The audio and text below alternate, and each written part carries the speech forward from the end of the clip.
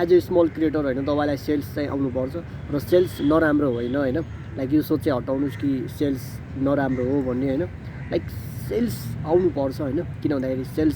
selling आएन भने होइन तपाईँलाई लाइक भोलिको दिनमा लाइक अहिले मात्र नभएर भोलिको दिनमा पनि तपाईँलाई पैसा कमाउन गाह्रो हुन्छ सो सेलिङ चाहिँ आउनुपर्छ लाइक सेल्स चाहिँ के हो भन्दाखेरि त्यही त हो नि अब आफ्नो प्रडक्टहरू तपाईँले सेल गर्नुहुन्छ होइन भ्यालु ट्रान्सफर गर्नुहुन्छ होइन पैसाको एक्सचेन्ज त हो नि होइन र पैसा कमाउनु छ भने होइन हामीले केही न केही सेल्स गर्नै पर्छ आफ्नो प्रडक्ट होस् आफ्नो सर्भिस होस् केही न केही सेल्स गर्नै पर्छ र यो प्रडक्ट र सर्भिसको हामीले सेल गर्न जानेन भने हामीले पैसा कमाउन सक्दैनौँ क्या लाइक प्रडक्ट्स होस् वा सर्भिस होस् होइन सेलिङ भनेको त हेल्पिङ हो क्या बुझ्नुभयो त्यसरी होइन लाइक सेलिङ गर्न सकेन भने होइन हामीले आफ्नो होइन त्यसपछि हामीले पैसै कमाउन सक्दैनौँ होइन so selling as a small creator आउनुपर्छ होइन अब सेल कसरी सिक्ने अब त्यो त आफ्नै हातमा छ युट्युबबाट सिक्न मिल्यो होइन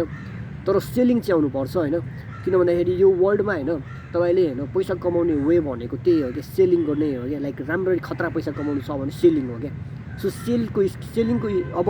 वर्ल्डमा भोलिको दिनमा सबै कुरा यो कामहरू हट्ला तर सेलिङको काम हट्नेवाला छैन होइन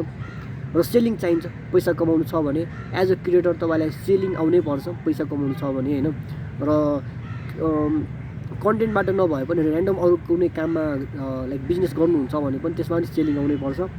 र राम्रो पैसा कमाउनु छ भने सेलिङ आउनै पर्छ अरू कुनै म चाहिँ त्यस्तो मलाई लाग्दैन कि होइन अरू कुनै वे छ क्या सेलिङ आउनै पर्छ तपाईँलाई होइन सेलिङ आएन भने होइन तपाईँले पैसा कमाउन गाह्रो हुन्छ होइन टफ हुन्छ होइन सेलिङको स्किल चाहिँ बढाउनु पर्छ so as a small creator selling चाहिँ धेरै जरुरी